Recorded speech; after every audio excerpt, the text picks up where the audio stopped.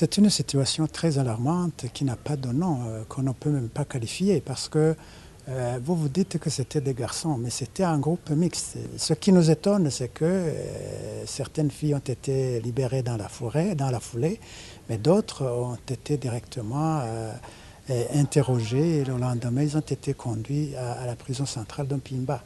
Alors, je disais que ces faits et gestes, ces crimes n'ont pas de nom parce que dans nos lois et règlements, il est stipulé nulle part que un groupe de gens ne peut pas s'asseoir ensemble pour partager un verre ou pour se réunir pour une raison ou une autre.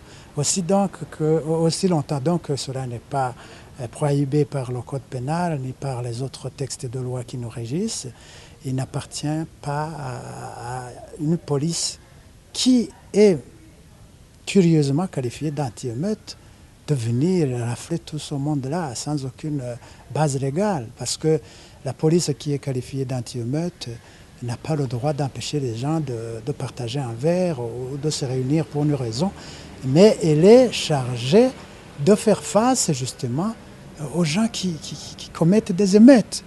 Or, ces gens n'avaient aucunement l'intention de commettre quoi que ce soit en termes de violation de la loi.